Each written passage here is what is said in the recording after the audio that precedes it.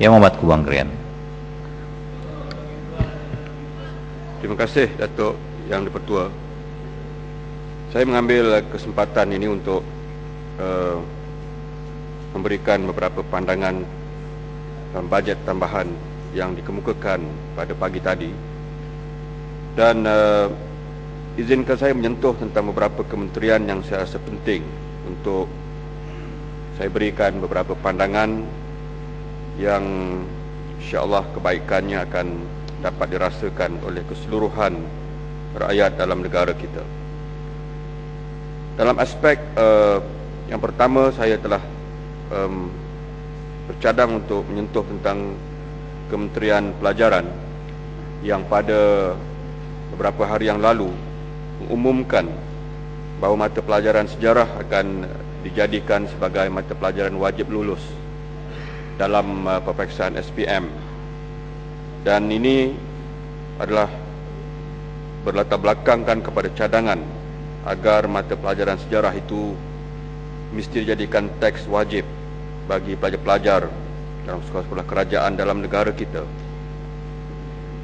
Mungkin pada asasnya saya tidak punya masalah untuk memberikan komen ataupun respons terhadap cadangan itu, tetapi ingin saya kemukakan beberapa persoalan kepada pihak kementerian. Bagaimanakah penyediaan kepada teks sejarah itu?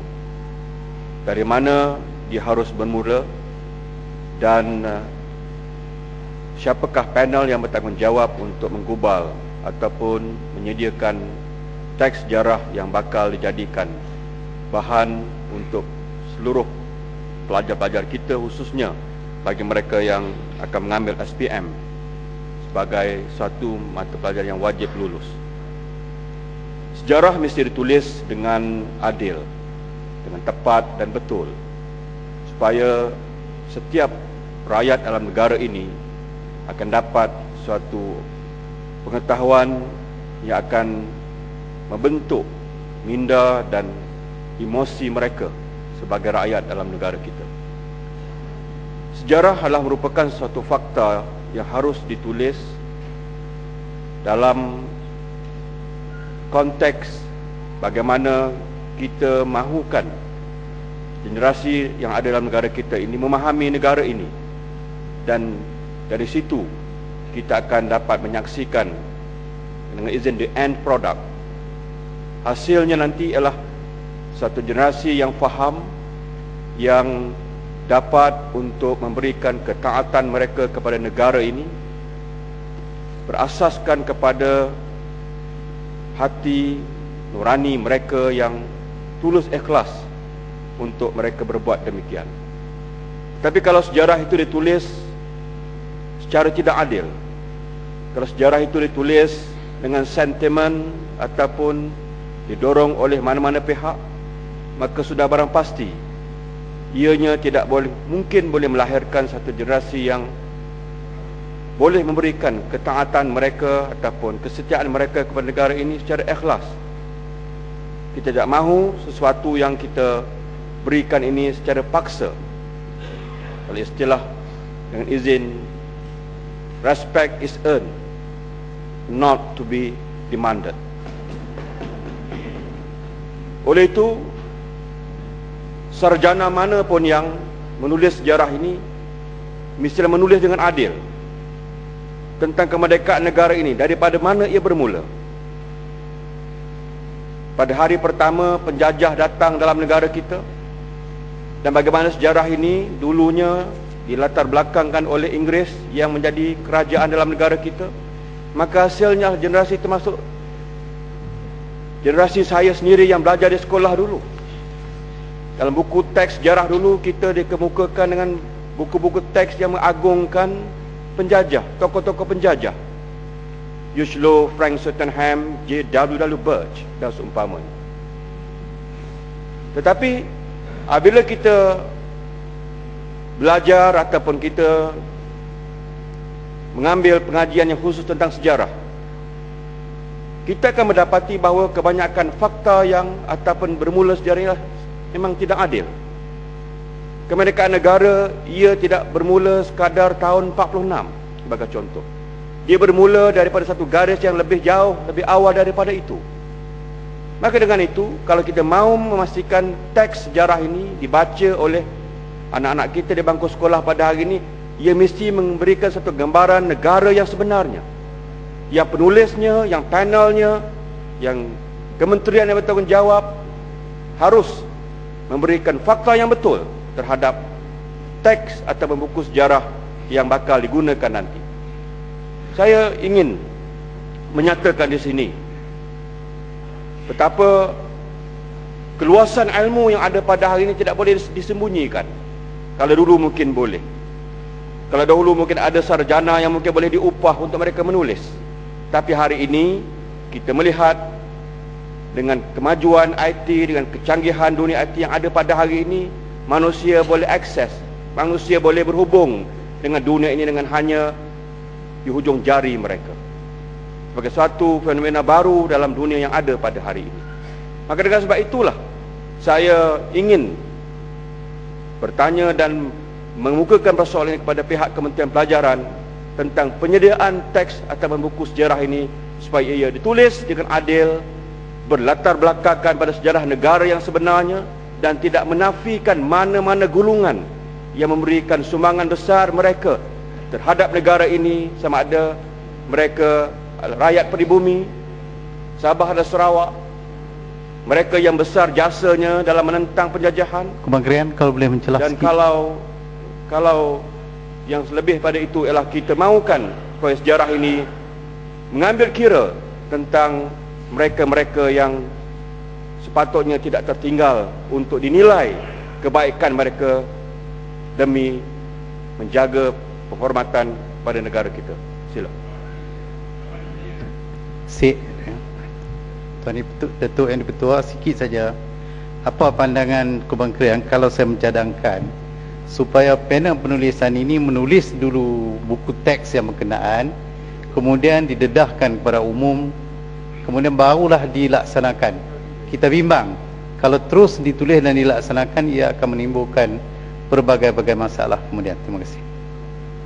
Baik, saya rasa yang berhormat Syed adalah tokoh pendidik yang punya pengalaman luas dalam dunia pendidikan, dan saya rasa itu satu pandangan yang baik, pandangan yang bernas yang seharusnya diambil kira supaya draft asal teks itu harus dikemukakan kepada panel-panel yang bertanggungjawab. Dan kalau boleh, saya rasa dalam proses itu adakan suatu sesi public hearing, satu keadaan, satu premis yang boleh kita berikan kepada rakyat untuk memberikan pandangan-pandangan mereka terhadap teks ini.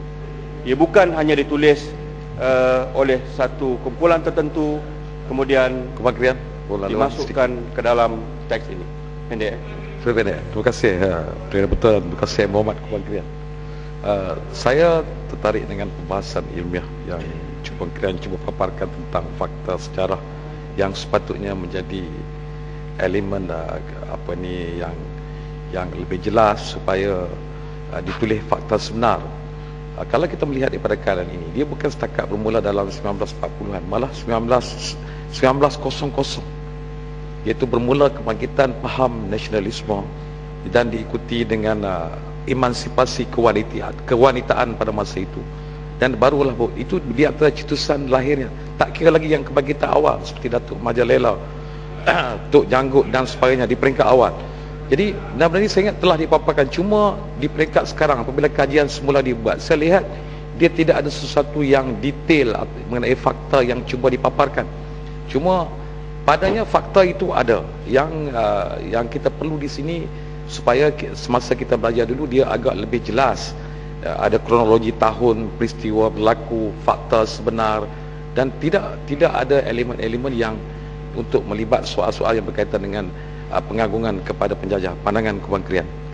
Ya, saya rasa juga Arau membangkitkan satu isu yang penting di sini pada falsafah untuk menulis sejarah ini dan matlamatnya yang jelas yang mesti diperhitungkan. Dan saya rasa bukan sekadar tahun 1900 ya. Dia bermula dengan 1511. daripada itulah bermulanya suatu siri penulisan yang saya rasa harus dipertanggungjawabkan. Jangan jadi macam pasir salap yang hanya berani duduk bercakap. Jadi Datuk dan Pertua, ketelanjuran saya menyebut pasal mengenai sejarah ini, juga saya harus menyentuh tentang interlok yang berkaitan dengan Kementerian Pelajaran. Saya percaya dan yakin dengan disiplin ilmu. Saya yakin tentang hasil karya, sama ada hasil daripada karyawan negara kita maupun novel-novel antarabangsa yang memenangi hadiah-hadiah Nobel. Karya adalah suatu yang dihasilkan, satu masterpiece yang setiap orang berhak untuk mempertahankannya. Jadi dalam konteks ini saya melihat ketidakcermatan itu bermula daripada awal. Itu wrong footing dengan izin. Saya ingin memperjelaskan kenapa hari ini harus ada panel mengkaji interlok, kemudian minta pula yang penulis itu yang bergelar seniman negara untuk tarik balik, untuk sesuaikan balik. Ini bukan caranya. Ini bukan disiplinnya. Dalam disiplin ilmu, kalau kita tak percaya ataupun nak mengkritik satu karya, maka tulis buku yang lain. Itu isunya. Tapi bila isu buku interlok ini atau karya telah menimbulkan kontroversi, yang peliknya bagi saya lah kenapa Kementerian Pelajaran yang diterajui sendiri oleh Yang Amat Berhormat Perdana Menteri tidak cermat dalam memilih hasil karya ini. Kalau kita ingin berhujah tentang penghinaan pada kaum, pada bangsa sendiri, kita baca novel Ranjau Sepanjang Jalan oleh Shah Nur Ahmad, menulis tentang kemiskinan orang Melayu. Tapi itu hasil sastra, hasil karya sastra, tentang jenah, tentang suaminya, tentang melaratnya orang Melayu pada waktu itu. Kalau hujahnya begitu, adakah itu bukan penghinaan pada bangsa Melayu sendiri? Tetapi bagi hasil karya, itu hasil karya, itu hasil sastra. Saya, Datuk, memang bermula dalam sekolah menengah dalam bidang sastra. Saya faham apa itu hasil sastra, apa itu karya sastra. Tapi ada banyak lagi buku-buku karya sastra. Kalau nak bercakap tentang perpaduan, ada ratusan karya lagi yang memang ditulis oleh seniman negara yang layak untuk dijadikan teks di sekolah. Kenapa pilih satu novel yang boleh membuka satu ruang perbahasan walaupun ia hasil sastra yang menyebabkan kita resah pada hari ini? Dan dia menjejaskan credibility, integriti penulisnya.